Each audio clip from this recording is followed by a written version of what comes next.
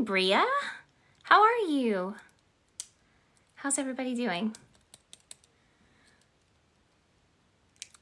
Let's see. Oh, Megan is here already. Go ahead and invite her up.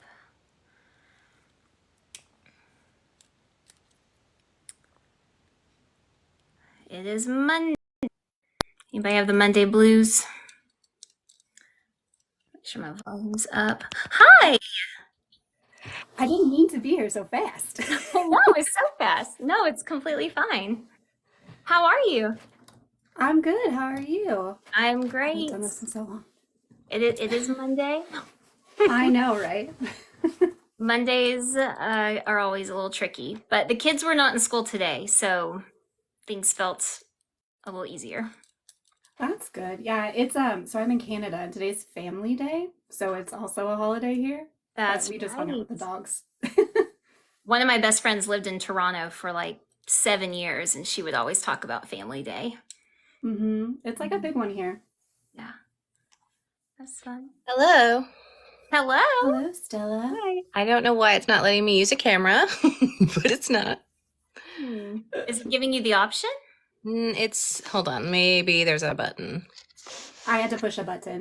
There it is. I found it. Just gonna do a little hair Yeah. fixing. Hi. Hi. How are you? There's Samantha.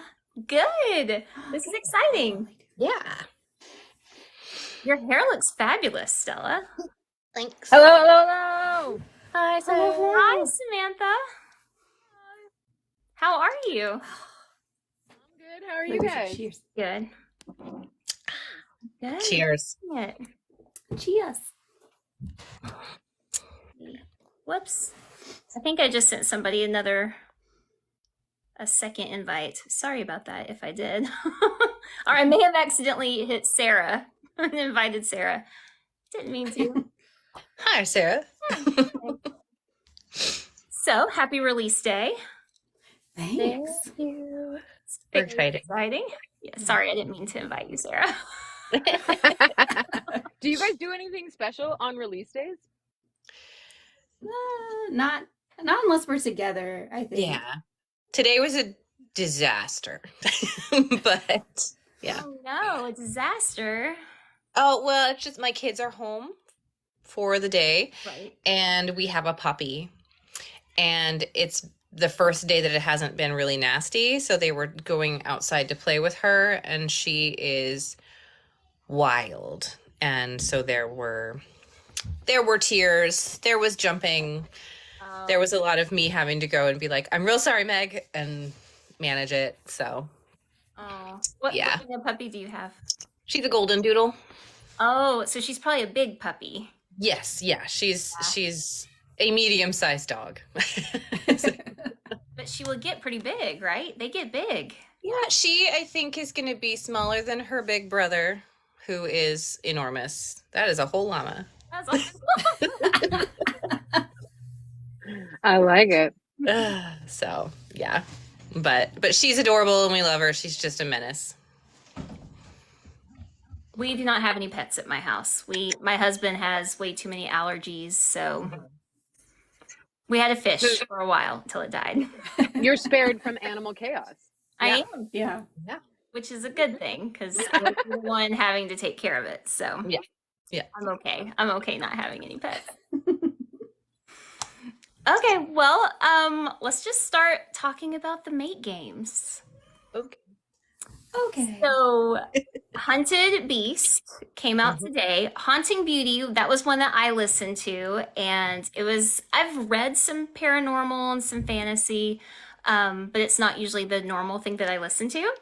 And this was the first time I had listened to a paranormal audiobook, especially with a multicast. It was so much fun. I had such a good time listening to it.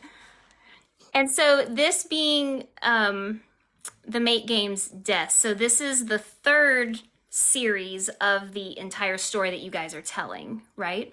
Mm-hmm. So can you explain a little bit how all of that came about and what each of the series, how they're different, how they're connected? You want to take that one? Sure. A big explanation. So, for those people who don't know who are watching, I narrate as Hunter, but I am also Kim Loraine, so I write these books as well. And Meg and I have both written separately, and we met at a book signing, and then I started narrating her audiobooks for her, and I did her whole series. And we had a reader who is a longtime reader of both of us who suggested we write together. And then we just kind of we floated the idea. We sort of like, what do you think? Should we do that? And Meg had co-written with people before. I had never done that before. But from the moment we started, it was like magic. And we wanted to bring in characters from her world and bring in characters from my world. And that's sort of how the Make Games universe was born, because each series has characters pulled from our other worlds and brought in. And so the plan originally was one series, and then we kind of realized, there are 4 horse people of the apocalypse, and it would really be a shame. I think it was a case of like, if people like it, there's 3 others we can we still have more look into. Yeah. And so we kind of look at it as like, or at least I do, and I think you and I have kind of discussed this. You know how American Horror Story has like seasons that are held within itself, but there's like an overarching connection of some kind eventually. That's how these are. These are like seasons of the Make Games universe. So you've got war, we've got pestilence, now we've got death. Yeah, I like to think of them as the Avengers. Like all of our different books are in this like same universe, but the Make Games is like the Avengers of the like everyone is stumbling together, and you never know who's gonna do a cameo for like the series or when someone's gonna pop up, and it's really fun. I love it. It's my favorite one, our cameos. For people who haven't read them, like, what would you say? Because like the series things makes me think like each one is a different vibe. So like, what would you say is like the vibe of each one? War is like dark academia, like so they're all reverse harem. They're all, I'd say, pretty steamy, but people's interpretations of steam vary wildly. So that's I don't want to say that and be wrong. So dark academia for War, with more of a focus on vampires, and then with Pestilence, it's more like small town. She's running away from her past. She's taken on this new identity, and she's hiding from it, and then falls in love with these like shifter twins. And then Death is they're all locked up in a supernatural asylum for the criminally dangerous, and so it's got that kind of creepy undertone with lots of ghosties. Yeah, so there's a little different things for everybody, and you don't necessarily have to read each series. Like if you wanted to jump in and start on Death, you absolutely could. Like if the tropes for the other ones aren't for you, you're gonna get some spoilers, but you will not be lost. We tried to write with that in mind, so that we know that people don't necessarily love a hot priest. We love a hot priest, but you might not. So you might want to skip War, and that's okay. And then somebody was asking about MM. There is MM in Pestilence between 2 of the guys in the group. There is no MM in War, and there is no MM in Death. Yeah, and like I said, I have only listened to Haunting Beauty and not the other ones. I did not feel lost at all. I mean, there's like these little flashbacks, and so that's when I got really excited. I was driving in my car, and in one of the flashbacks, it's the Irish priest character that Jason Clarke plays, and that's what I always hear people talk about. The Irish accent, Jason doing this Irish accent. So as soon as Caleb, that's right. So as soon as he started talking, I kind of screamed in my car. I went, "Oh, this is what people are always talking about." It's like, oh, we get a little glimpse of it. That's exciting. Yeah. Everyone, I mean, not everyone. Most people really like Caleb. Yeah. That's mostly what I have heard from people. Everybody loves him. Yeah. So he's a I have another situation. question. You guys have such a like a solid reader base. Do you feel like a high percentage of your readers also do the audio? Especially for the Yeah. main games, because the audio is so good on these. Yeah. Yeah, definitely. Audio has been something that for me, even prior to this, always outsold my ebooks because I am a listener first. And so for me, it was really important that my audiobooks be something I would want to listen to myself. And I think for Meg too, like she takes a lot of pride in her audiobooks, and it shows because as an author, when you're really invested in your audio and you want it to be really, really good, you will take the time to plan it, take the time to write to make sure that it's going to write to the strengths of your narrators as well, Yeah, like for example, like with Sam, so we know Sam's voice really well. And so when we were crafting Kiki, she was the person we knew was going to be Kiki. And so as we're writing it, we're hearing it as she's going to deliver it. And like we do that with all of our narrators. So we cast before we start writing for pretty much every book. The only one we didn't was Obsession, but that we cast within like the first 20% of the book. Oh, absolutely. Yeah. Yeah. Mm-hmm. So I think that's part of what people love too, is like these aren't just characters that are generic characters that could be like played by anybody. Like Kiki is Samantha Brentmoor. Like period. The end. Yeah. It can't be anyone else. You know, maybe Stella if we had to. But like, and the same with like Pan, for example, from our Pestilence series. Like Pan is James Joseph. No one else can play Pan. Not bring that same level of like special ingredient that those narrators bring. And because we're fans first of our narrators, I think our books are sort of love letters to them. Sometimes like please have all the fun, go nuts, we love when you do this thing, do this for us, we want to hear you call us this, you know, endearment or whatever it is. Yeah, I think it's really fun to know the voices well enough to know what's going to hit really well from somebody or to know what you can challenge them to do, you know? So like to know that we can say, Sam, we're going to make you do a Scottish accent. We're going to make you be a Scottish pixie. We're going to, you know, we're going to make you be an old crone. My favorite day was like, hey Sam, can you send us a sample of your old crone voice? And she's like, I have like 7, which one do you want? And she just does all 7 of them. Yeah, it was great. It was like a 5-minute sample. It was great.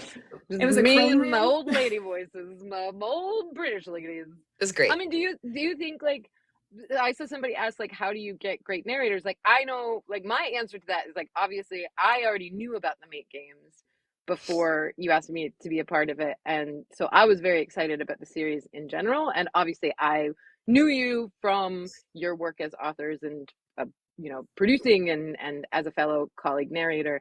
For the guys in the earlier series, like, was it a tough sell for them, or like how did those conversations go to get them on board?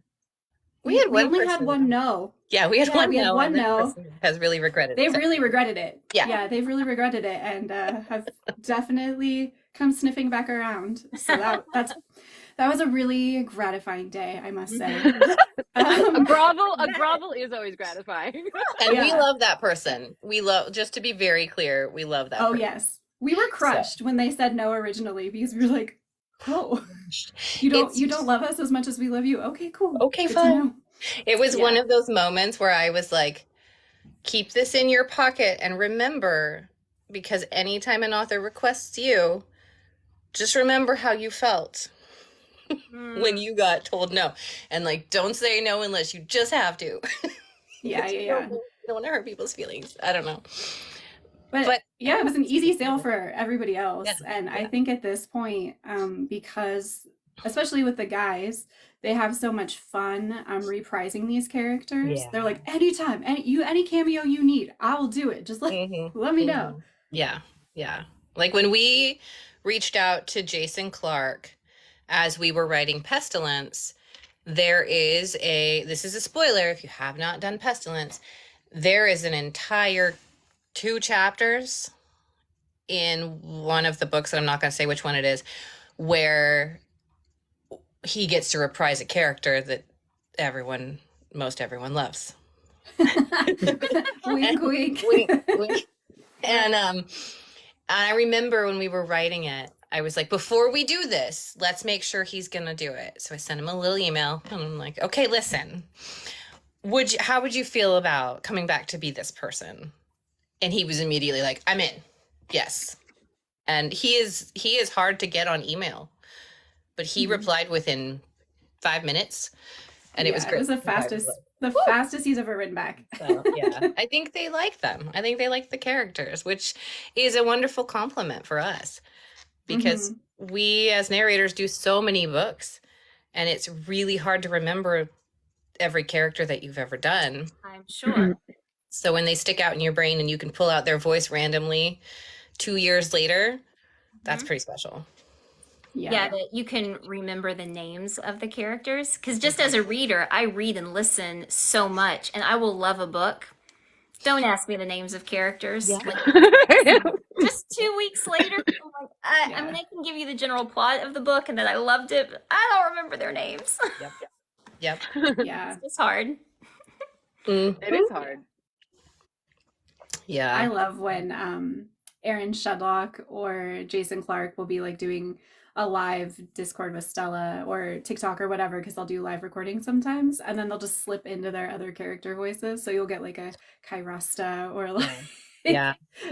an Irish priest in your ear. Jason got me good one time. I'm still embarrassed about it. Because we were recording something else. We were doing a Megan Quinn or something. We were doing a chapter live on my Discord, and I don't remember what it was, but I think he called you a good girl, right? Yeah, something like that. and then he just started talking to me as Caleb. Just talking to me as Caleb, and I was like, I need you to stop. I can't do it. I need a script in front of me, man. I don't improv. You're stressing me out. And then I think I was like, okay, Daddy. This is very embarrassed. It was fun. That was actually one of the questions I had, because as I started listening to it, my first thought was, I think they wrote these characters for the narrators. And that was something that you just mentioned, Meg. And I've talked to a lot of authors lately who really love audio, and they do that as well. They will shape their characters around the voice and the ability of the narrator in their head. And I just find that so fascinating. And I think it really just speaks to the power of audio. Oh, absolutely. Yeah. Well, and we like to give the narrators things that like make them excited, especially like when we have a side character. So, for example, we were talking to James Joseph, and we were like, "What accents can you do?" Or like, "Do you have a favorite accent you never get to do?" And he was like, "Oh, I love Scouse. Like, I love a Scouser." And so when we were creating the gargoyles and pestilence, we made his gargoyle Scouse specifically so he could just like play and have fun with that character, and it ended up being like one of his favorite ones to do for that reason. So I don't know what that means. Scout? Like Liverpool, kind of? Yeah.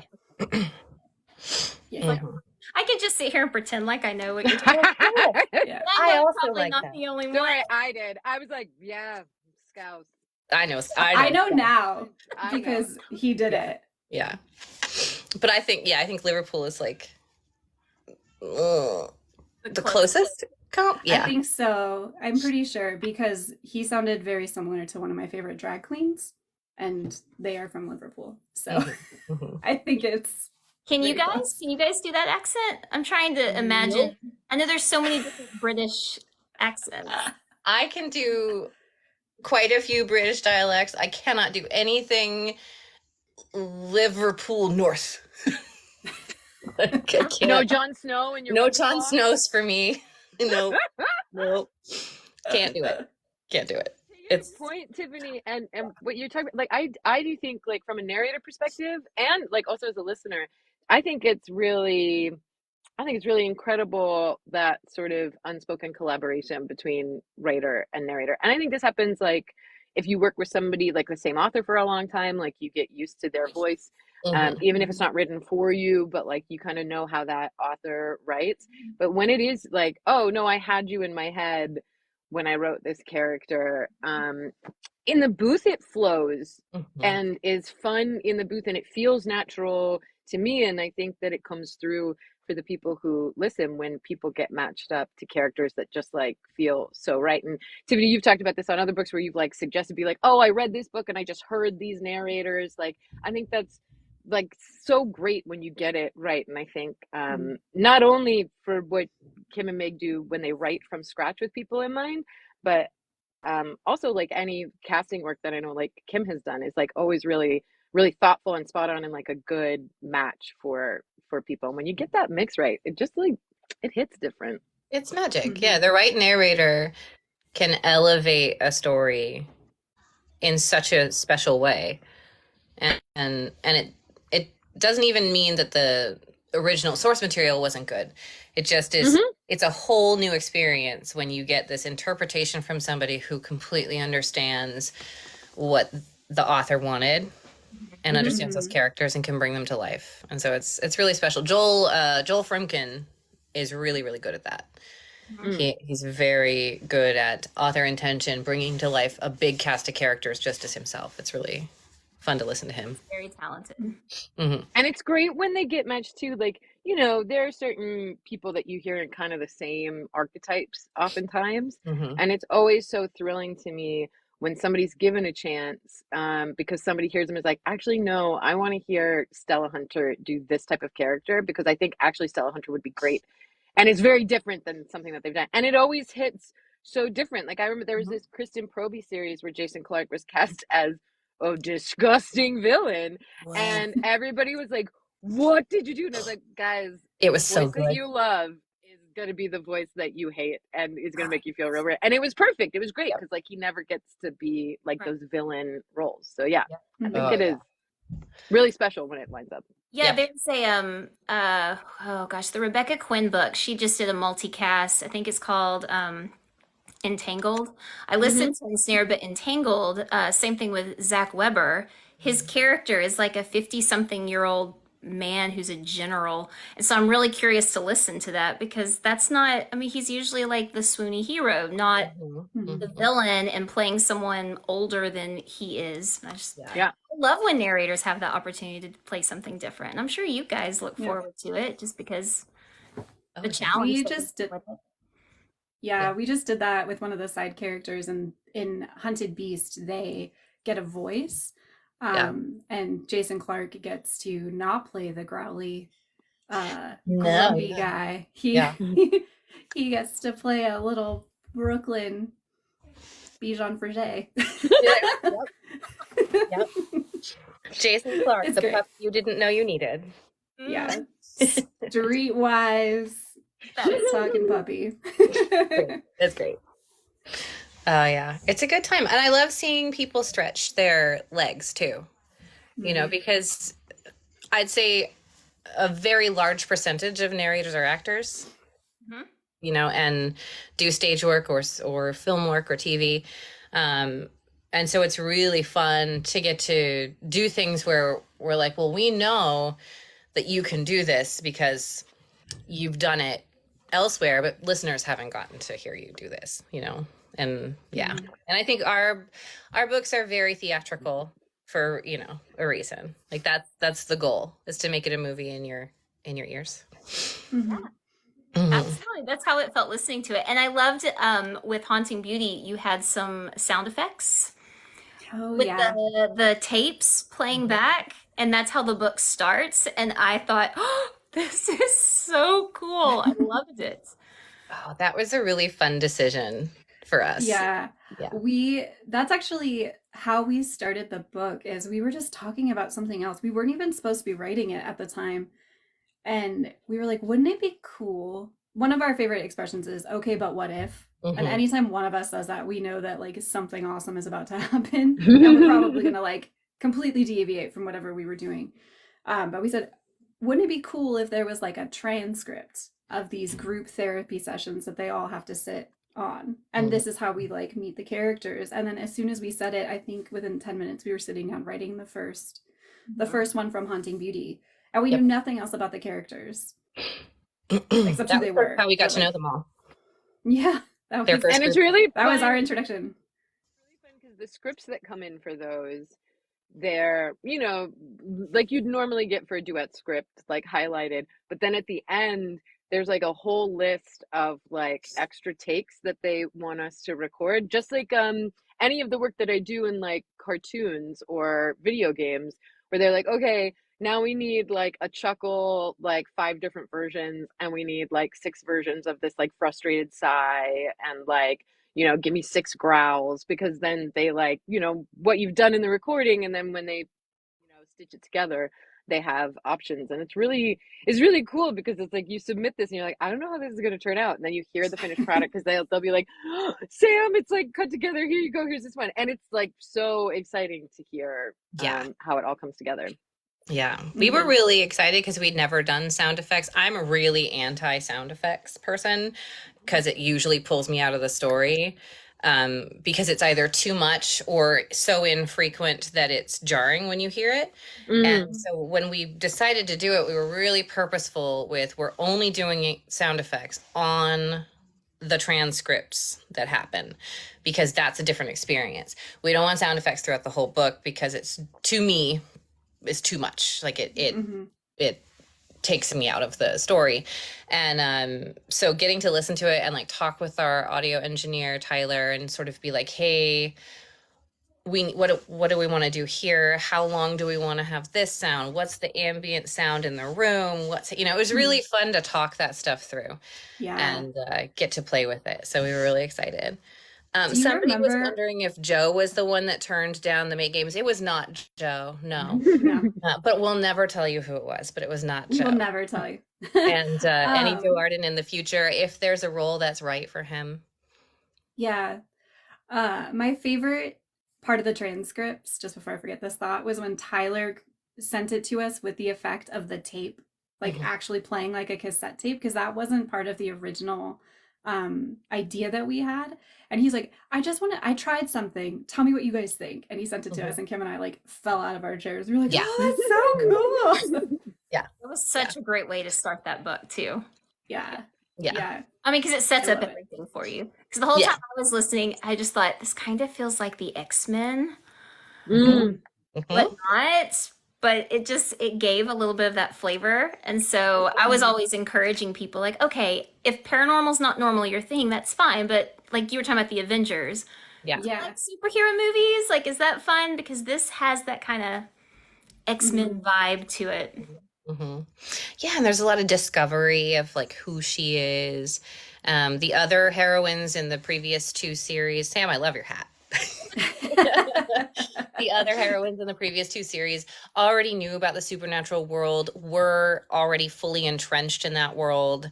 And so it wasn't this shock to discover that, oh, what do you mean? What do you mean ghosts are real? What do you mean that woman's a vampire? You know, like, it was really fun to get to write a character like Dahlia, who goes into it thinking the world exists in one way and then realizes very quickly, nope, that's not how this works, you know. My favorite thing for the listener, because as she's discovering, you're discovering too, and trying to figure out, well, what's his superpower? Like, why is he here? What's going on with her? Did she really see those things, or did she not see those things? And I'm being very vague intentionally.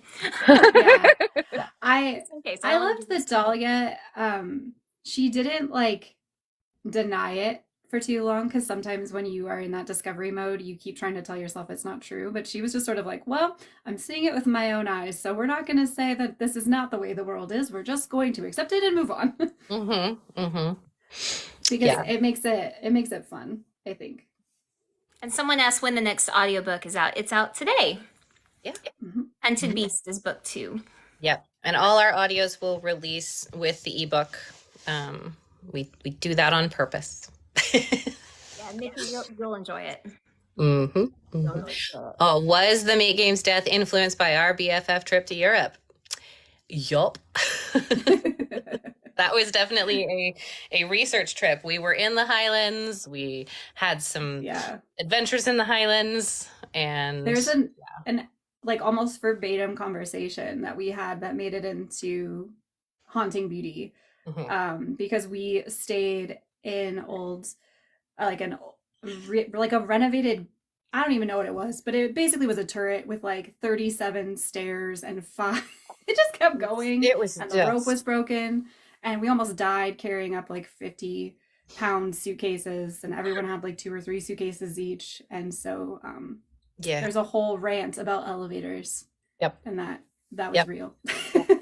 Yeah, that was an adventure. We got to Edinburgh, and we were staying on the Royal Mile in an Airbnb that is part of the city walls. And so you go down a close, which is like a little alley. You go into the close, and then there's stairs, and we knew there were 2 flights. We knew that. We didn't know it was a solid spiral staircase like in a castle. I get dizzy. I can't. And it's like narrow and then wide, and then I'm chubby. Like I thought I was gonna die. Yeah. Yep. There was a point where I think on the way when we were leaving that we were just throwing our suitcases down. We just slid like down. Whatever. Yeah, we didn't care anymore. Down was a little easier than up. Elizabeth said 700 stairs. That's more than 2 flights. Yeah, it was 37. We counted them. Okay. Yeah, it was 37, but it felt like 700. Yeah.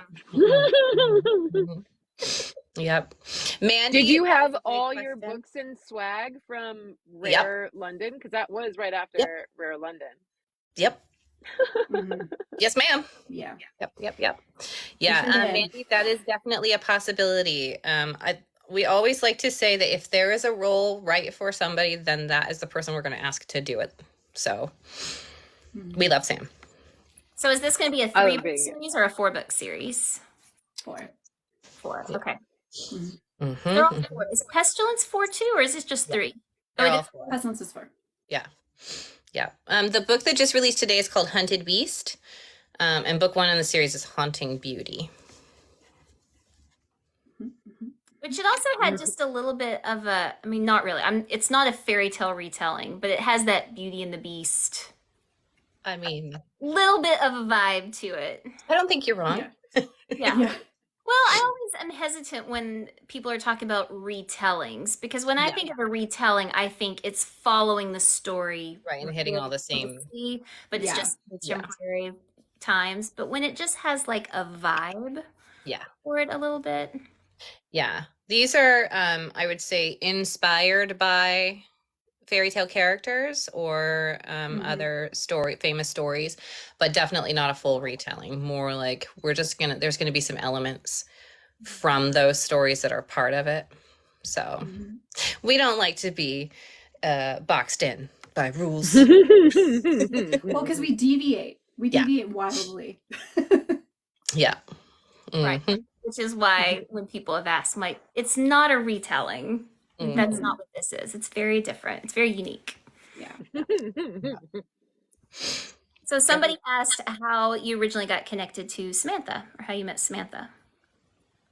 I found Sam because I produced an audiobook where she was the narrator, and she asked if she could post stuff on her social media, and she had done like this incredible prep work, and I am a very type A organized person, and it just spoke to my soul. And then I fell in love with her because of all the highlighting and the notes, and I just was here for all of it. And then I heard her, and I was like, oh my gosh, I love her voice. And then I got to meet her later that year. So it was just a love story from the beginning. Yeah. It was a slow burn. This was and I think I was first connected with Sam because Meg produces for Audibly Addicted, and we were doing a series for, I think was it Piper Lawson? With Shane. Yeah. And she really wanted to, her main character was Persian. Yeah, and I was like, I need to find somebody who can represent this person, but also is able to do a British accent and be, all of the things. That could maybe be a tall order. And I was like, okay, we're going to put on our detective hat and try to find this out. And instead of needing to do any of that, I got on Twitter, and the first tweet I saw was you talking about how you wish there were more Persian roles. I remember this. And yes. I was like, Oh, what? wow. And it was, yeah. So The stars I aligned. was talking about how like Persian girls are great female main characters for romance books because we always like smell like roses and cardamom and like, you know, we have like sun-kissed skin and all this. I was like, come on, guys, where are they? And then yes, I remember this. And immediately, immediately I got an email Yeah. and I was like, wow, talk about manifesting. It was the universe. Yes. So, But I so would say that like when I did like we met in person. I yeah. think Indies Invade Philly was the first time Mhm. that the three of us met. And it Yeah. was like instantly like, oh, okay, the vibes are vibing. And Yep. okay, Yep. hi. The Mhm. emails have been great. The work has been respected, but you know, pass the champagne. Hi. Yeah. Yeah. We've had a whole sleepover at this point. So it's, yeah. Yes, I am Persian. So it wasn't this past Indies Invade Philly. Was it a previous one? It was a previous one. Year before. Yeah. Mm-hmm. That was Yeah. a really fun event. I really enjoyed that book signing. It felt, I think I went to like 6 or 7 last year, and it felt the most laid back. They do an amazing job organizing. They really do. And like Audibly Addicted, we're very thankful that we are asked to help bring narrators. And we, I remember the first year we were very much like, no one's going to want to come to this. Like, we're going to ask and they're going to be like, no. And then we had all these wonderful people. But it's really hard because we only have a certain number of seats at the table. And we want to bring everybody who wants to come. And it makes us so sad because it's really, for us, it's like a first come, first serve. Like, get your name on the list as soon as possible. And then we have people who are sad because they're like, we didn't get to go, or you didn't bring my favorite narrator. And I'm always like, the list is out there. Send it to them. Send the sign up to your people that you want to have come to this, because we sponsor that. And so we have to limit it. But man, I wish we could just bring everyone and just have a full narrator room that's just everybody goes to all the narrators. Another table. It's like, instead of a V shape, we could just make it like a trapezoid. We've got plans. We've got plans for the 10-year. I can say we are full with a wait list still with the expanded plans that we have. So It's got to be exciting for you guys too, just over the last 2 or 3 years, to see with these book signings how many of them now want audiobook narrators to be there, and how fans and readers and listeners are begging for that. I love it. It's so great. Yeah. I mean, I was just talking with somebody over, I was chatting with Emma Wilder about this today, and saying that like, it is also like one of the few places that like we get to see our colleagues, you know, like people ask all the time of like, oh, like, do you and insert co-narrator here have like, you know, whatever kind of relationship or vibe? And you're like, well, more often than not, it's just a couple emails on a production chain. Yeah. And like, you know, if you do enough books with somebody, then you like take that relationship to like texts. And maybe if you're somebody that live records, like I never do like live streams of my records. So like, I don't have the type of relationship with folks that like Stella does.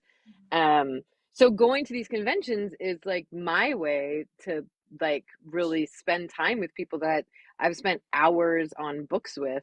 And then also for the people that I don't get to narrate with, like the lady narrators that I don't often get to work with, be able to like make that connection. And then like to be able to meet the authors who it's like, I've narrated so many of your books. Hi, person. Like you're like, because there's often a producer kind of in the middle of that. So it is a really great experience. And then you add the whole other element, which is like I am just always so humbled anytime I meet somebody that like wants to meet me and has spent so much time listening to the books we do, because like, you know, like I obviously spend all the time, we spend the time like in the booth with it. But when somebody comes and I'm like, you have spent so many hours with me very intimately in your earbuds. Like I haven't told you this, Tiffany, because like there were a bunch of releases that you were listening to in January and you're like, well, there's another one. I was like, you're gonna be so sick because it was like I just can't imagine just being in your ears that much, and it's almost embarrassing when I meet people face to face, and I'm like, yes, I did that in your ears. I'm sorry and hello, nice to meet you in person. Yep. Yeah, I Ooh, think Meg, there's a good I one. listened to 6 in January, and you just happened with the list that I had, like you just happened to be on there, and you told me, like, That's a I'm so good problem sorry. to have. No, it's fantastic. I Yeah. have no problem with that at all. Mm-hmm.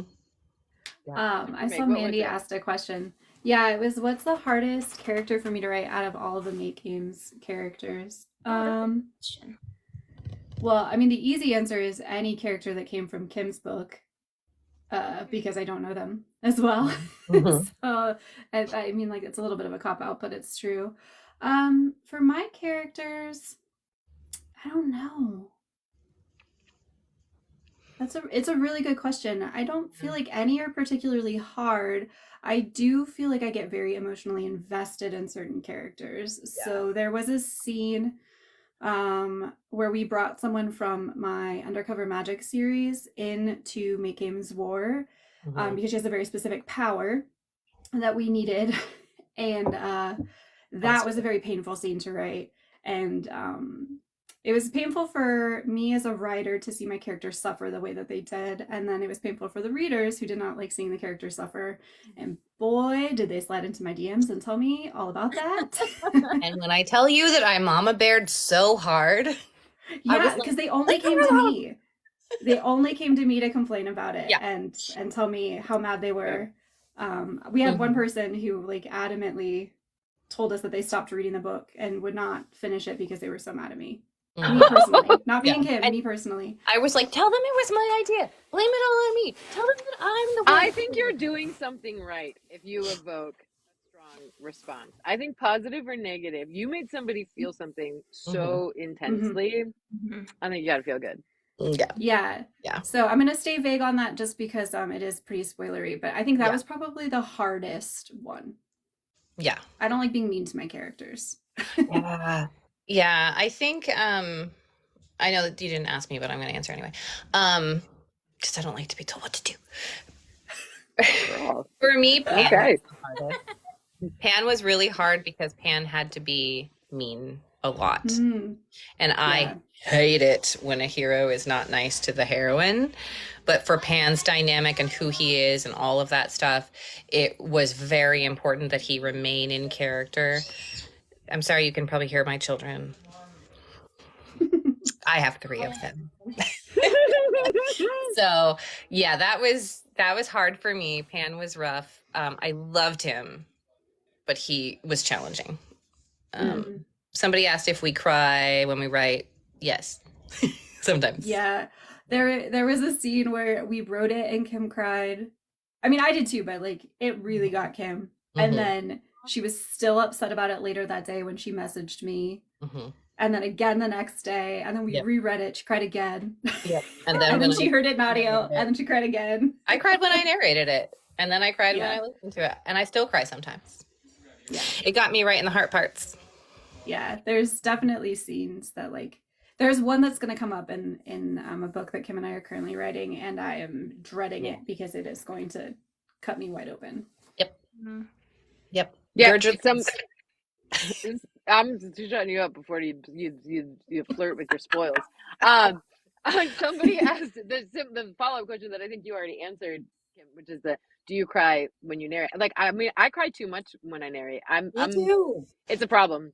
Yeah, I get very weepy. Very weepy. I just did this book called Boone by Sawyer Bennett. Have you done any Sawyer Bennett books? I don't think so. No. Man. Dude. It was like 4 solid chapters of just sobbing and having to stop every line because I couldn't get the words out because it was so heart-wrenching. It's beautiful. I was a snotty disaster by the end. And then I had a date that night and I was like, cool. I look like a nightmare. Thanks, Sawyer Bennett. Yeah. Oh, got me. As an author, I love when I make my narrators cry though. Me too. Yeah. Yeah. I love it. It's a goal. It's a goal every time. As long as we get a happy ending. You're always gonna get a happy ending. Yeah. It's I okay always say torture if I know it's all gonna work out eventually. yeah. Do you I like always like tell as people, a listener reader, like do you how much of a journey are you willing to go on? Because like some people are like, if I know that it ends well, I want to be destroyed on the path there as long as I know it's okay. Are you somebody who're like, no, I'll take the a little bit easier? Like, what do you like, Tiffany? I can mix it up. I mean, if I know, or like Erin Spencer, she wrote 2 books based on her real life. More with You and Evermore with You. I've never cried so hard with a book. And so the first one does not have an HEA.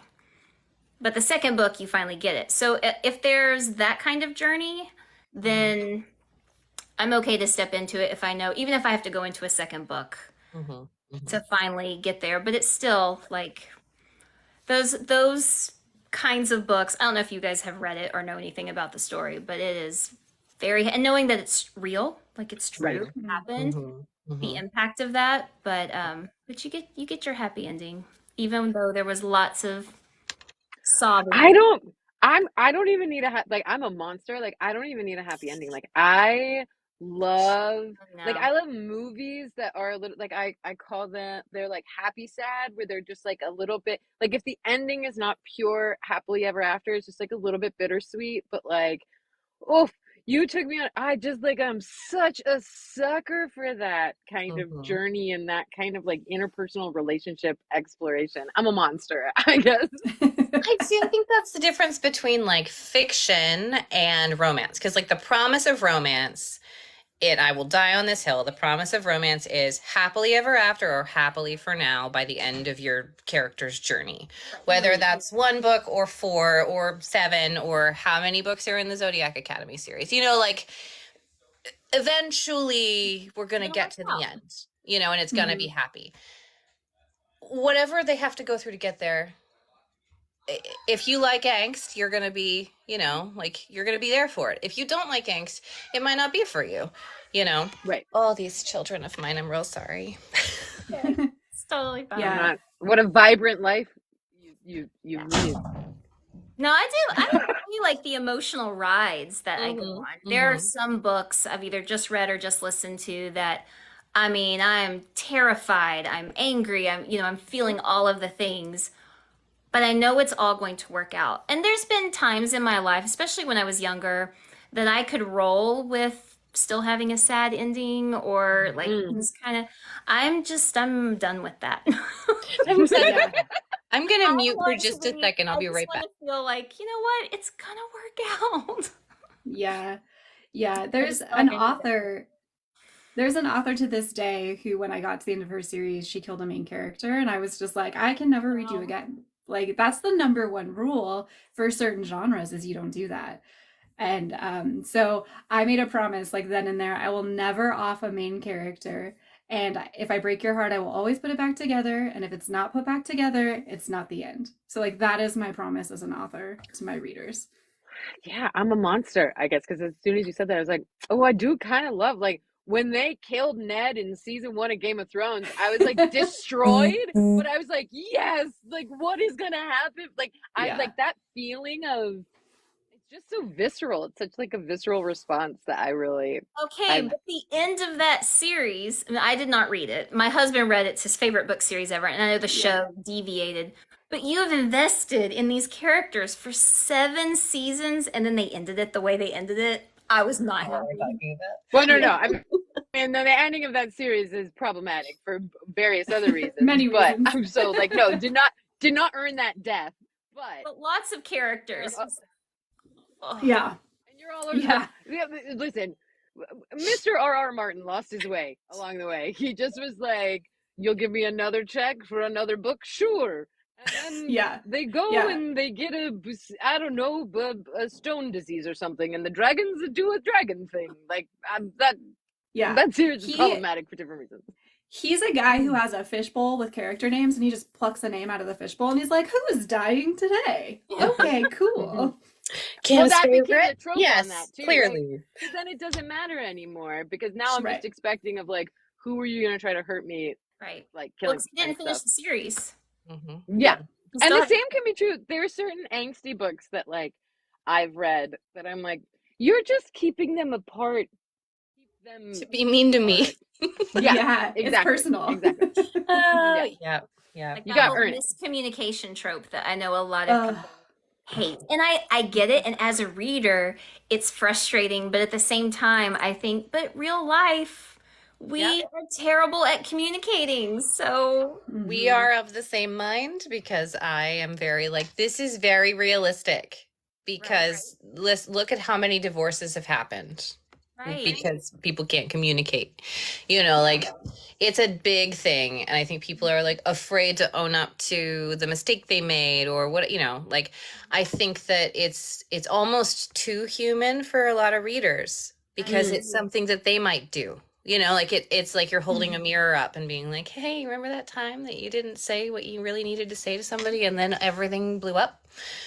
So I understand not wanting realism in your fiction too, you know. It's when it's used like in like OG Romeo and Juliet, like, whoop, the letter didn't get here. This is a very thin premise that like we I agree. like real miscommunication, I think if done right, is like earned and is like lovely and difficult to read for exactly what you said. But I think when people use it in a kind of thin trope way of like, I couldn't possibly tell him I was wearing purple underwear and he hates purple underwear, or you know what I mean, like stuff like that, where you're like, come on guys, like we got bigger problems than this. I like it when there's a reason. Like there's some reason why he can't tell her something, or something traumatic has happened to her and she's not at the place where she can reveal that yet. Or there's shame associated with it. Right, or, like that makes sense to me. Yeah.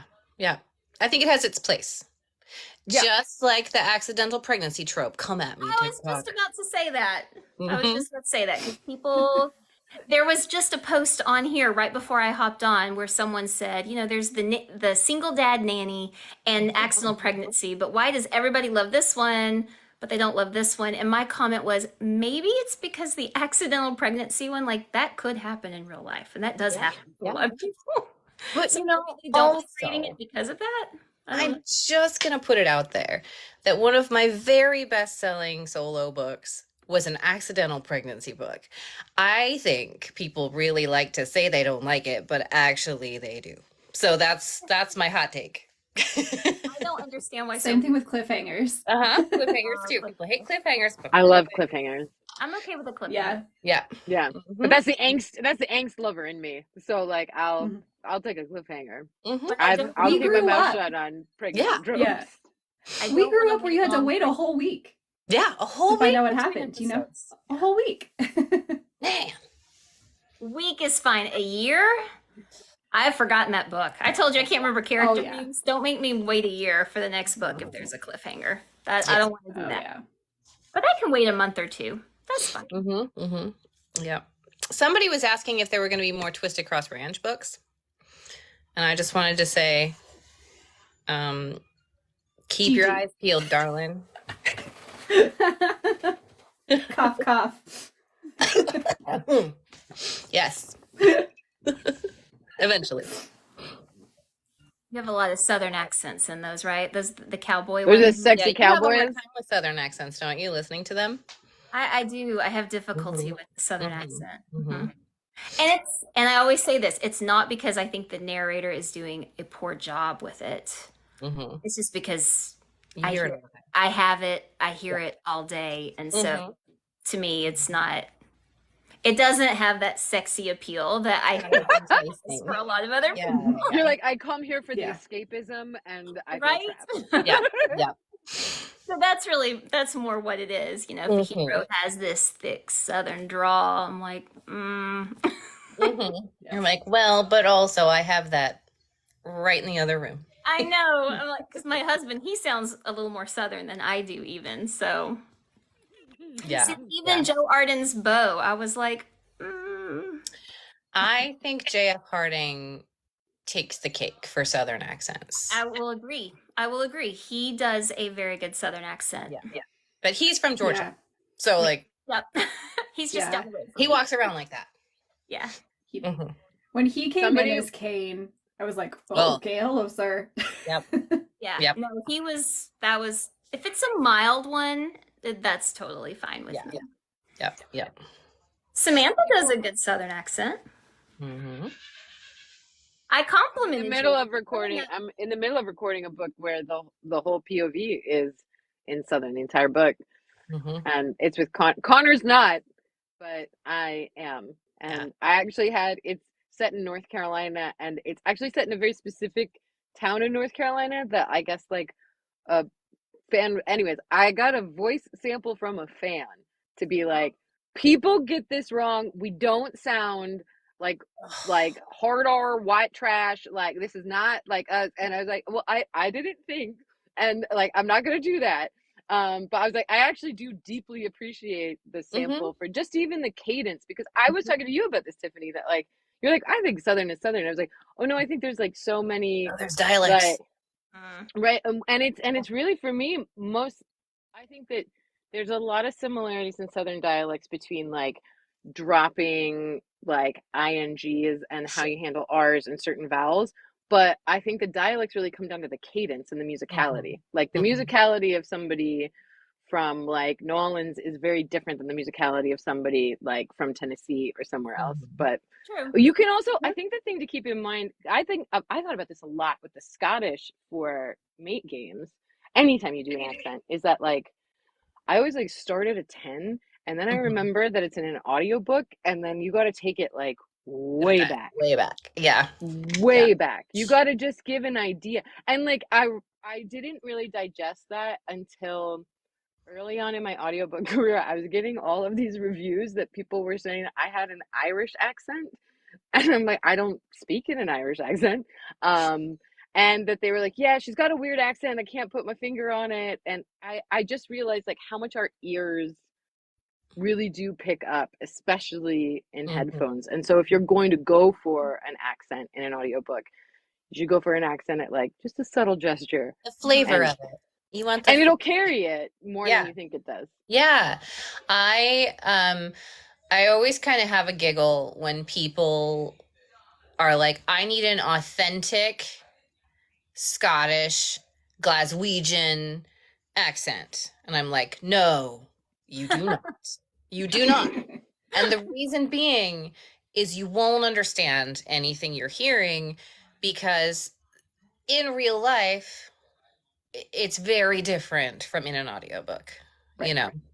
And like Glaswegian is very challenging for even people from Edinburgh to understand, and it's the next town over, you know, like it's so challenging. And so I always kind of caution authors when they're really like, it has to be this particular, you know, area, and it has to be exactly correct. And I just say, I just want you to think about like the listener in general. We want them to be able to really hear it, absorb everything that's being, you know, narrated, and also understand that this character is from this area. Now, I'm not saying like do it wrong, but I'm also saying like they have to dial it back. Like you said, it has to be in the spirit of, but also still understandable. Otherwise, you're going to get reviews where people are like, I couldn't understand anything this narrator was saying. Well, I think in general, that was my point about all Southerners kind of sound the same. If it's just like a general Southeastern, I mean, yes, from some people from Texas will sound a little different in Augusta, Georgia, and there's places in North Carolina. But in general, like what you were saying, dropping the ing or there's that little draw. You get the hints that that's the general area of the country that they're from. Right. Yeah. There's this book, The City We Became, that Robin Miles narrates, and it's one of the things about it, like being a New Yorker, like the 5 boroughs live there, they sound very different. But if you're not from New York, you're like, I mean, a New York accent is a New York accent. You're like, no, Brooklyn sounds different than Queens, sounds different than the Bronx, sounds different than whatever. And she nails it, and she does incredible work in it, and it's very subtle. I'm curious, anybody who doesn't actually come from there, if they actually pick up on that, because she does do it so effortlessly and like not so heavy-handed. Because it's like, that's the thing, is like nobody does a good accent when it's like real thick and you're like, calm down. I get that you can do an accent. That's fine. Yeah. It has to be enjoyable. Yeah, something that I have talked to some people about fairly recently about accents too is, they'll be listening to an audiobook and then they'll say things like, yeah, the accent was really good, but they kind of slipped in and out of it. There were times it was stronger and then times that it wasn't as strong. And I said, well, was it are you comparing the dialogue and the narration? Because that happens a lot, right? Where the dialogue, it might pick up and be a little stronger. And then in the narrative part, it's going to be more subtle. And they think, oh, yeah, I think you're right. And they'll go back and listen. And I just think that's a very unique way for narrators to have an accent, but control for the listener. Because like you said, if it's just in your ears, being able to tell the difference and the space for dialogue and narration when you don't have a book in front of you or it's an accent you're not familiar with, it makes it easier to understand and follow along. It's nuanced, I think, too. Yeah. And I did My Dark Romeo by L.J. Shannon Parker S. Huntington with Jacob Morgan, and the heroine was like a Southern belle from Georgia. And originally I was like, well, it's first person narration, so I really probably need to do the whole thing with an accent because it's first person. She's from Georgia. But they decided that what they wanted was my normal accent for all of the narrative. And then anytime she had dialogue, I would do an accent. And I was like, you are the boss. I will do what you ask me to do. I was so afraid people were going to be like, she can't keep her accent consistent. Nobody said anything, thank goodness. But it was like a purposeful choice. And for listeners who aren't privy to that part of the process, that can be confusing. And I think that for them, it was another, like that kind of idea of it didn't want it to interfere with the listening experience. And I think one of the great things about the people that we bring on for the Make Games is like when we write those, we pick very, very clearly, like these are the accents that we're going to want to hear. And we also, like, I think casting to the strength of the narrator is so important because we know, like, we've heard John Hartley's Scottish accent. We know that John Hartley can carry that all the way through. We know that Jason Clarke's British accent is fantastic and that he can carry that all the way through, so I think that's super important too, because when you're casting, you never want to put somebody on something that they're not comfortable with. And, right. Like I would never say yes to doing a book in first person in a German accent. Never, ever, never. Because I know that I will not be able to, that it would take me like 4 times as long as I'm supposed to take to record it, so I think, those are all just like important decisions you have to make. Somebody asked, they asked a while ago, and I don't want to forget this. Somebody asked if Lilith is going to get their own book. Eventually. Lilith is, for people who don't know, who's Lilith? She's the original demon, and she's a succubus who owns a sex club called Iniquity. Mm-hmm. So she's really fun. She comes originally from the Make Games, but her love interest comes from Undercover Magic, which is one of my series. Mm-hmm. And he's a bit of a naughty boy in that series. And so it's a very drastic difference. And we've never explained what happens between that series and this series to bring him to the situation he's in. Oh yeah, Kim and I know. We've talked about it. We know what's gonna happen. We also sat down and like just kind of wrote every book that we want to write and realized that we have a list of books to take us into like 2028 just for writing, not even publishing. Yeah. So we've got plans. Plenty of ideas. On plans. Oh yeah. Yeah. Oh, Lilith is one of my very favorite characters that I get to do the voice for. You're very good at her. She's like evil, sultry wonderfulness. Like you can just tell how much fun you're having. Yeah, doing that voice. Anytime I hear snippets, it's like I get to step into her shoes, and then I'm just like, thank you, pet. Aren't you lovely? She's so much fun. She's great. I love her. Her and Siri. Mm-hmm. Well, Samantha and Stella, would you guys like to narrate something from the book? Or do you not want to do that? I wasn't able to check to see if you ever responded, Stella, if that was something. I did respond. Can you send something through, right, Meg? I did, yeah.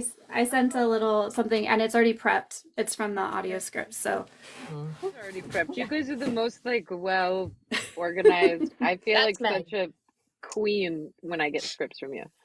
That is Meg. Okay, but the only thing is it's that mildly spoilers. But I'm thinking more of TikTok appropriate language that will get people banned.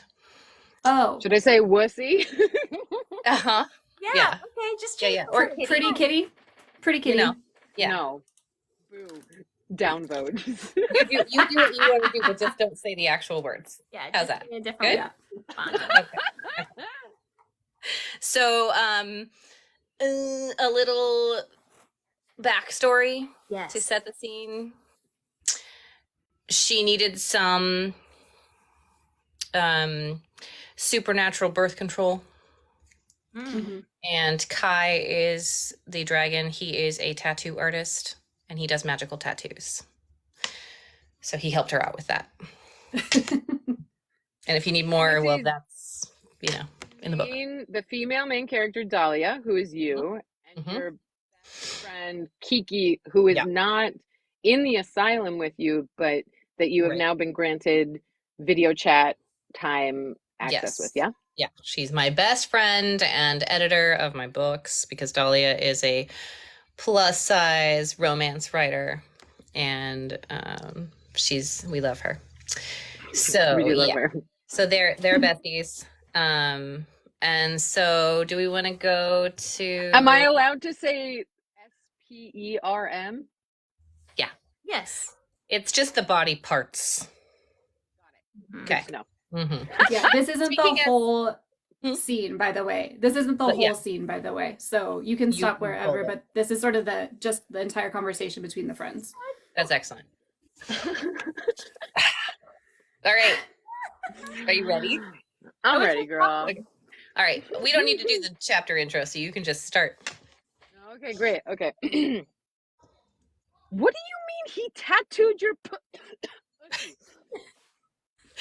Curling my legs beneath me in my chair, I cocked a brow and held Kiki's incredulous stare while twisting my hair into a bun.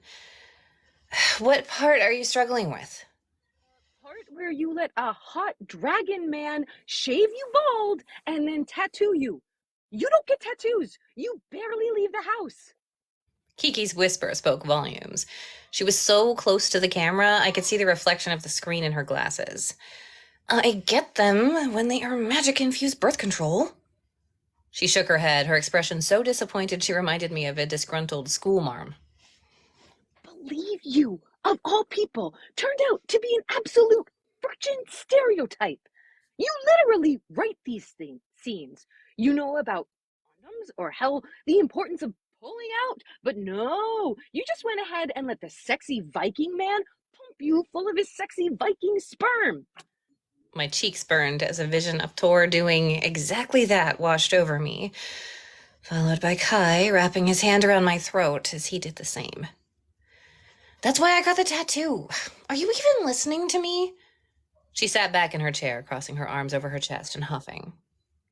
You get to have all the fun, and I'm stuck here with the typos and the dangling modifiers.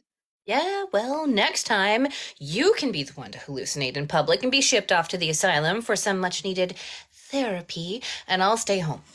If by therapy, you mean getting my insides squeegeed by a massive dirt and then signing me the fuck up. You're not even going to answer my question, are you? Which one? How am I supposed to choose? They both marked me. The point was that you weren't going to choose. That's what you said to Tor and to me the last time we talked. And it doesn't seem like Kai was all that concerned with Tor getting to you first, so I'm not sure I understand your moral crisis. It's not a crisis, it's fear. They might say they're fine with it, but you didn't see Tor. He's not himself any longer. He's primal. The two of them sharing me isn't something I think will be workable long term. She tutted, shaking her head. First rule to avoid a miscommunication trope, let them decide for themselves. And what do I do in the meantime? Cross my fingers and toss up a prayer that no one dies before they get their poop in a group? Can't see that working out for me. Not that it didn't hold some serious appeal. Or you just lie back and enjoy the ride. Maybe someone knows where I can find a magic lamp. What? You know, one with a genie. If dragon shifters and vampires are real, why not a big blue guy with a thing for cuffs and tiny houses? What time is it there? Are you delirious? Around 2, I think. We don't really keep track here unless we have a session, and with Masterson still in the hospital, I'm not sure when those will start up again. I've just sort of been hiding out in my room and avoiding everyone. I cast a quick glance at my bedroom door, the darkness creeping in from underneath, reinforcing that most residents were in bed. Why would you do something stupid like that? It's basically my default state. Are you kidding? Ick! My heart fluttered. No, that wasn't my heart. That was my... It's ribbed. Of course it is. Next time you're going to tell me that it vibrates. No. I think that one only still happens in books. Or with batteries. Can't win them all, I guess. Maybe you should look into that, Jeannie. You're clearly suffering. Your sarcasm is noted. Good. You've got dragon and Viking. What's the problem? You'd be calling me to complain about getting so much that you can't walk straight. She wasn't wrong, but I couldn't resist messing with her. Why does it sound like you're jealous? Bitch, because I am! Since Miss Muffet sat on a tuffet, or maybe Easter 2 years ago, which is basically the same thing. A sudden shiver worked its way down my spine out of nowhere. Trying not to overthink it, I snagged the throw at the end of the bed and wrapped it around my shoulders like a cape. So, call up that one guy. What did you name him? The Cookie Meister? No, wait. Grand Master of Orgasms? OC President. That's right. You were going to help him christen his big white house. Stop distracting me. The guy's name was Ransom. He was a cowboy, a billionaire cowboy. He was practically made for you. She waved a dismissive hand. Nope, he was too hung up on his ex. You know I don't play second fiddle to any woman. And this is why you're celibate. Says the woman currently turning herself into a stuffed animal. What is wrong with you? Did the fire go out or something? Why are you wearing your pillow like a hat? This is how I know you're not my real friend. If you were, you would ignore this. I gestured to my attire as a shiver rippled across my skin. You also say real friends are supposed to understand each other no matter how much food is in their mouth or how hard they're yawning while trying to finish their sentence. And still, you have yet to master that skill. So, I win. These are not remotely the same things. Dee, come on. Something is clearly going on. Are you okay? Do you need me to page the hot dog? Or your dragon? You look like you're on the verge of tears or something. I couldn't tell her what was wrong because I didn't know. My heart raced as a sense of foreboding filled the room. No. Oh no, not again. Keeks, I think I should head to bed. No, no way. Don't you dare hang up on me mid-freak out. This is my time to shine, boo. And scene. Scene. That was fantastic. I was trying not to laugh too loudly. Oh, Kiki. I love him so much. Because of him, bitch. I knew those would be the words out of your mouth. That was so fun. One of my favorite lines that she had was, "Is it my birthday?" And she just, I could picture her whole face and her wide eyes. Yep, it was great.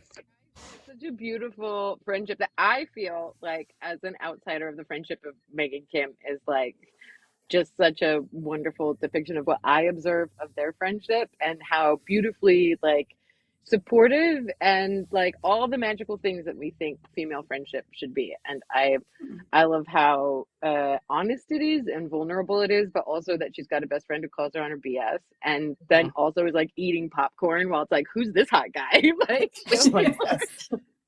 yeah, it's the best. Yeah, Kiki's fun because she's like her biggest cheerleader, but also like the mirror. You know, she'll hold the mirror up and make her like be honest with herself. And there's a lot of times in the books where Kiki won't even be there, but she's such the voice of reason for Dahlia that like she'll hear what she's gonna say in her head.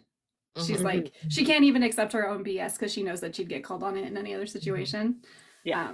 So I love She's like that. Jiminy Cricket. Yeah. Yeah. Good times. Good times.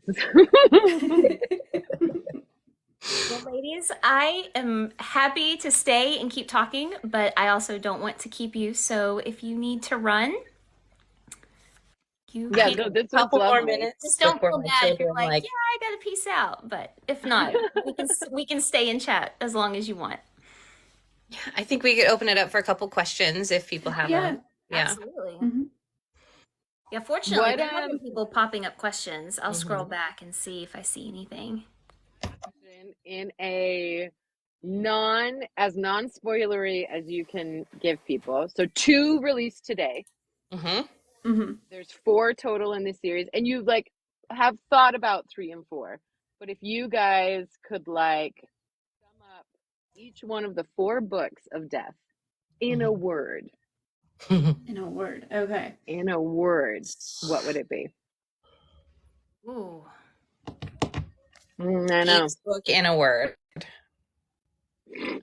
Okay. Evil question. I would hate Yeah. you for asking this question for the record. Book 1. Dark.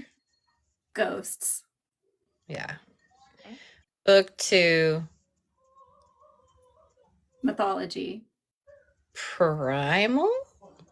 Oh. Okay. Book 3. Asshole. Unaliving. Unaliving. Okay. And then book 4. Chaos. Inevitable. Inevitable chaos. Whoa. Yeah. So when do book 3 and book 4 come out? Or do you know yet? They're all Releasing it yet. 5 weeks apart. They're all 5 weeks apart currently. So March 25th is Hateful Prince, which is book 3. And then Heartless Villain is currently set for the end of April. We are in the midst of writing that one. Yeah. We're 50,000 words deep in it. And we still have more than half of the chapters we outlined left to write. Yeah. So we may end up having to push it a little bit, but we would rather push it and make sure that it's the story it needs to be than rush it and not do it the way that it needs to go. Cut corners. So as soon as we know if we need to push it, we will do it. We're not going to like wait till the last minute. We'll push it and put a little notice out. But we'll see. But we have it all outlined. It's just a matter of like making sure everybody is able to get all those I's dotted and T's crossed, because there's a lot to wrap up. So have we met all the characters? Somebody else, have we met all the characters that will be in Famine? No. As of book 4 of this series, you will have, I think. Okay. Probably. So peek into the next series. Yeah, we try to always like hint at that, like who it might be. So will you take a break in between series 3 and series 4? Or will you just go right into it? We have an idea for like a passion project that'll be a little bit of a palate cleanser for us, because the Make Games books are super involved. Like the world is just, there's so much going on in them that we just need a little break between them to like let our well refill. So I think we might do something totally different, just for us, like passion project, and then we'll jump straight in to series 4, because we already have our narrators booked. Yep. We sure do. Yeah. Oh, by the way, Sam, remind me to tell you about that later. Yeah. Okay. We're going to need to discuss it. Yeah. Mm-hmm. Courtney wants to know, how long does each book take to record? Like the best way to answer that is sort of like when you give us, because it's different for everybody. Like when you give us the manuscripts to when we need to turn it in is usually a couple weeks. Everybody has a different amount of time to do it. Yeah, it depends on like, because like Dahlia has the most point of view for every book usually, so that means that for me it's going to be longer than for like Sam, because you've got dialogue pretty much only, except maybe one or two little POVs here and there. But yeah, but like a little bit it's going to take a lot less time on your end than it would on mine, or like, you know, so it all depends on what your word count is for how much you have. But I would say for me, it usually takes a couple of days to get all the way through. My section gets done in a day, but you guys usually give us like a window of a couple of weeks to get all the audio in. And then all of the editing has to happen, and that's where a big job. Yeah. Yep, and then Meg proofs them all. I do all the prepping and the proofing. I leave the talking to the experts. Us professional something talkers that we can't say on TikTok. It's like you prep us and then you do the aftercare, Meg. That's right. Yeah. I'm really good at aftercare. I feel it. We sound so good. People love it. So thanks, Daddy. I can't even take it seriously. I love that aftercare. I have been doing a little aftercare with audiobooks myself. And it's really fun because, I mean, I'm so picky too, man. I just hear like the little whatever it is. Yeah. Is it hard to listen? Like, so when I used to edit books, I used to listen to them like at double speed and watch the waveforms. So like I could see mistakes in a waveform and I could hear them, because like I couldn't get too wrapped up in them. As somebody who's like a lover of audiobooks and is like listening to them for proofing, is it hard to switch your brain in a different mode when you're listening to it? Or you're like, no, I was always listening as a proofer, as a fan? I mean, are you asking Meg? I think either of us. Yeah. You go first. Well, for me, it's different if it's my book versus somebody else's.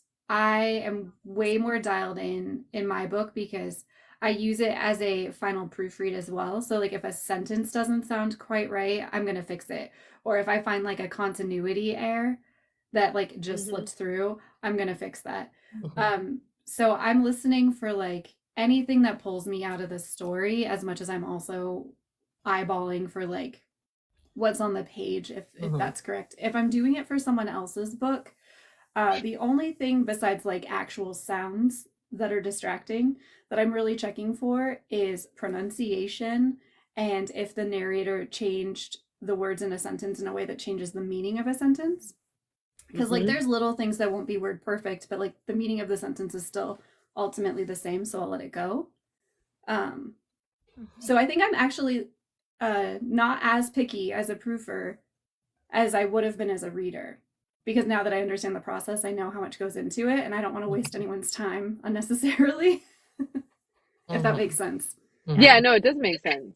I think that some people can get a little bit we could take tooth much of a fine-tooth comb to some of them. And there's some people that have been doing audio for a long time that when I get the scripts as a narrator, they'll often give us the note of like, drop a he said, she said, but also if that turn of phrase doesn't make sense, like in your mouth, like leave it, it's fine, you know, we'll make it work. What about you? So Tiffany, do you have to like listen differently, or you're like, no, I was always listening like a proofer? I think I was always listening that way. And I do read along with my audiobooks sometimes as well. And so, you know, I would see things more that if you're only listening, you're not going to catch that the narrator said the instead of this. You know, kind of like what you were saying. Those are just little things that don't change the meaning of the sentence, and it's fine. I think I more hear and listen for things like clicks, like especially with duet style narration. Sometimes I think there are little things that might get missed initially. And some of that maybe is how I listen because of my earbuds being so sensitive. So sometimes if I hear something, I think, am I the only one that's hearing this? Like if I was playing this on my laptop, would I still hear it the same way as I'm hearing it here? Am I being too picky about this? Yeah. I think there's like, I'm gonna be like shady and say, because somebody else has something they can hear when like somebody had done pickups. And I think what you're picking up on, Tiffany, and what this person's commenting on, I think there are some not great editors and engineers out in the world. There's some incredible ones, and there's some people who are working very hard. And I think there's some people who like sell their services and are not as precise as like it requires. And it is like you have to know what to look for in a waveform, and you have to be like really good at your job. And there's a way that like you can get, and maybe this is just me as somebody who like works in a lot of post-production and works in the studio with that. It's like we can have people who are in very different environments. It takes a hell of a lot of work, and you have to really care about it to really make them sound like they're in the same room. And like those retakes did not get cut in there, and you got to be mindful of like where they took a breath. And it's really difficult for me as an actor to get retakes sometimes when it's like, well, I put that breath in there because that's an actor moment, and that's a moment for you as a listener, because I've just gone on a tirade to like have that emotional moment with me, and now I'm stuck doing a retake, and are you going to cut it in there right? Like you do start to get a little bit more protective of your performance. And especially when like I'll sometimes get a little bit frustrated if it's like I'll get a retake for like saying don't instead of do not, because I'm like, well, that was like it feels like it didn't change the meaning at all. And it really is, because it's a translation. But some of that, I wonder if it's also like the authors don't understand how whisper sync fully works. Because there have been some, and they think it has to be word for word exactly, which it doesn't have to be. No, we had a whole novella that is in a book, and it's still whisper synced. That's a whole 11,000 words extra, and it's still whisper synced, you know? Wow.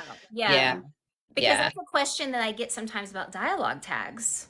And this is actually a great question for you guys as authors and you guys as narrators. So there have been some books I have heard where dialogue tags have been removed, and the narrators have, I guess, made the artistic choice to make the sounds instead of having the tags.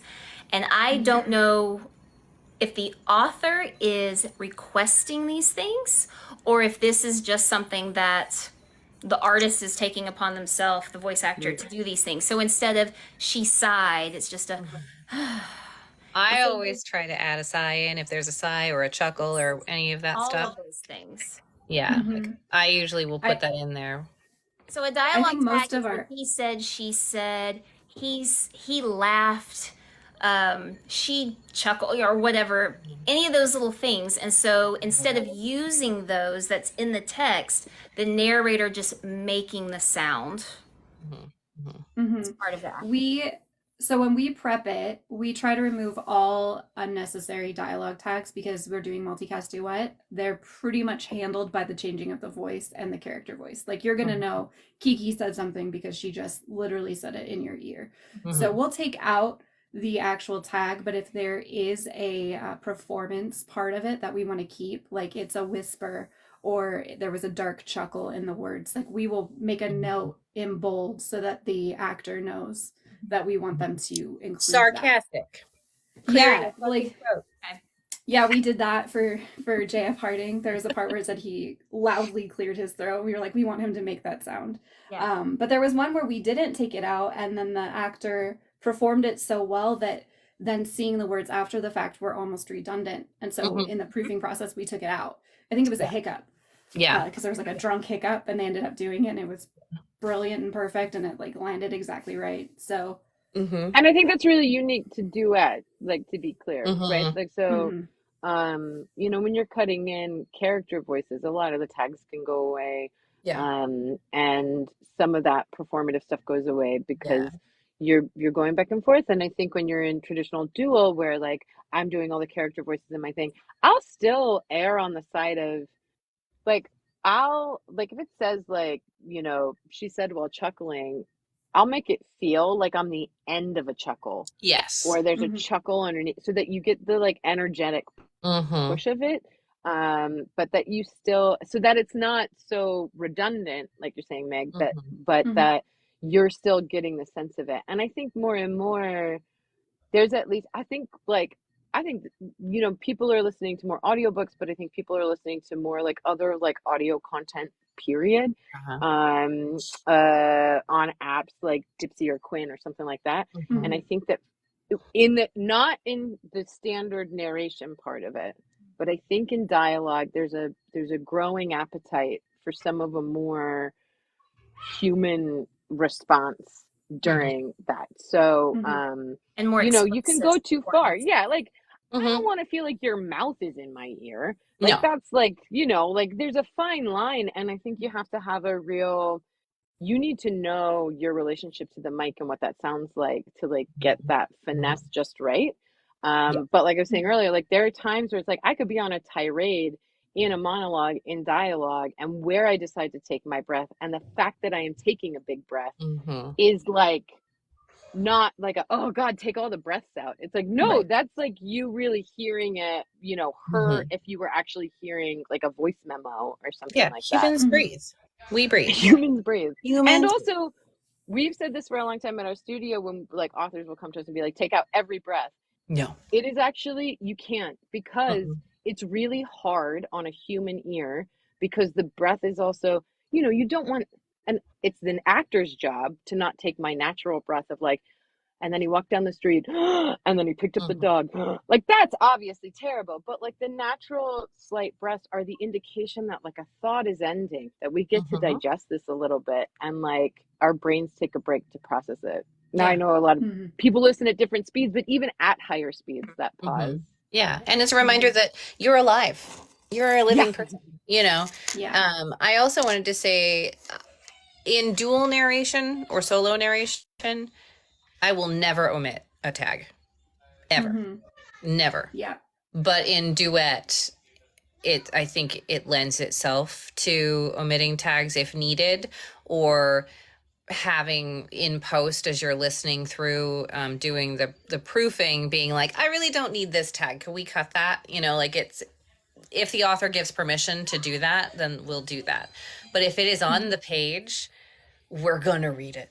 Right. Pretty much. Because that is our job.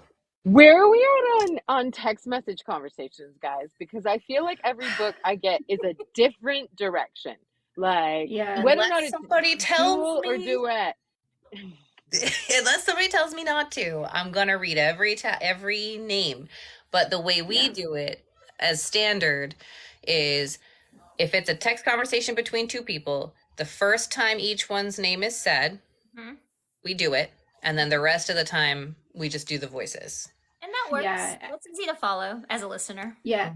And then if there's an interruption with narrative, we'll start it over with the names again, so that the audio cue for the people listening is that it's returned back to text message.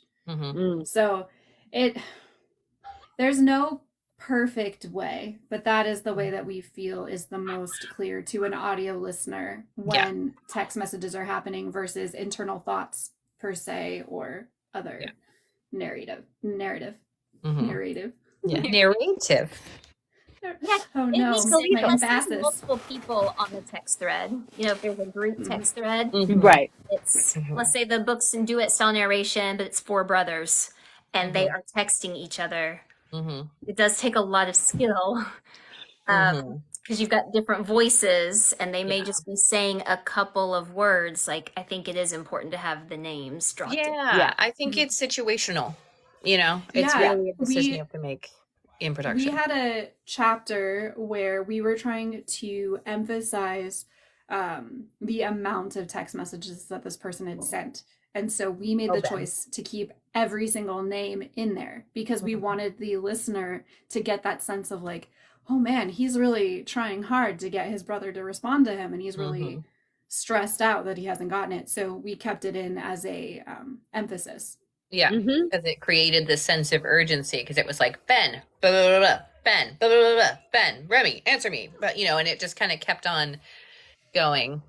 And Ben was sort of, that's how he texted people anyway. He texts like I do, which is one line, and here's another line, and there's another one. And oh, you have 17 texts from me, and I could have just written you a paragraph. So, yeah. No, let's be honest. The way you text is a 2-minute voice memo. There's also this. But I am not Shane East, and I don't do 5 to 15-minute voice memos, so...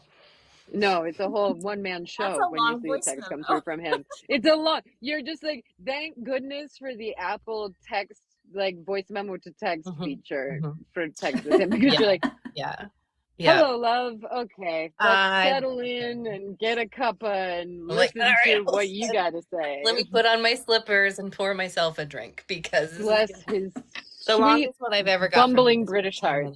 15 minutes of rambling for a 1-minute actual question at the end. And I was like, yeah. I remember there was a day that I would have squealed with joy upon receiving this from you. Yeah. People pay money for those kinds of messages. I know, that would have cost. And he just gives it to you for free. I know. Sell him on the black market. Black market Shaney's rambling. I told him he was my Valentine on Valentine's. And I said, you're my Valentine, you're welcome. And he was like, I am welcome.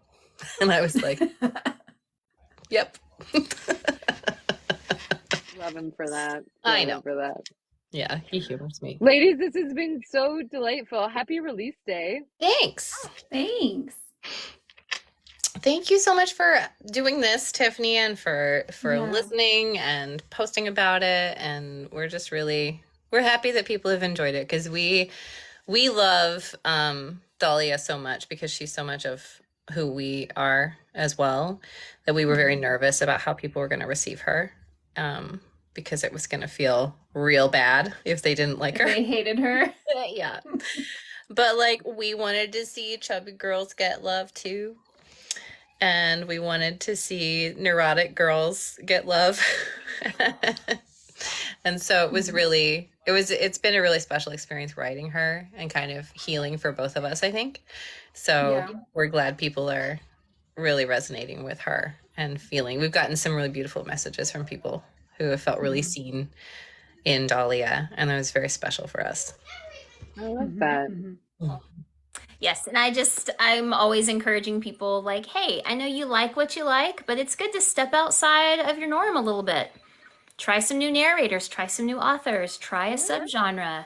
I run an audiobook club on Facebook with 2 friends, and every month we have different picks.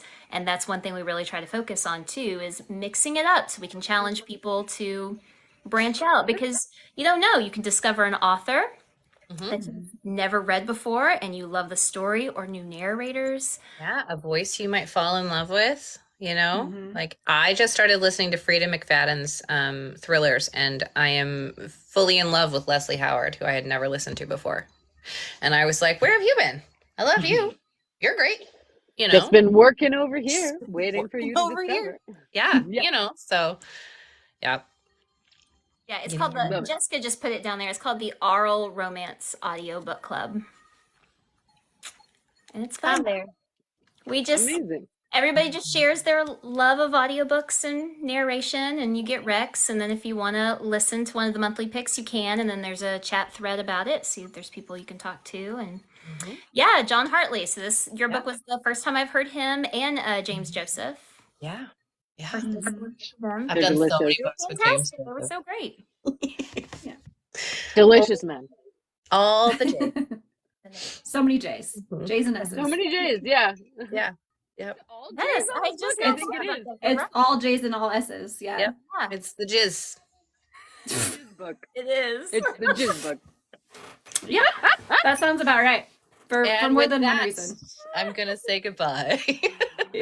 Ladies, always a pleasure seeing you guys. Yeah, it's wonderful. Thank you so much. Well, thank you, ladies. Bye, everybody. It's lovely. This is a great way to start my week. That's great. Thank you, guys. Thank you so much. Bye. Bye. Bye.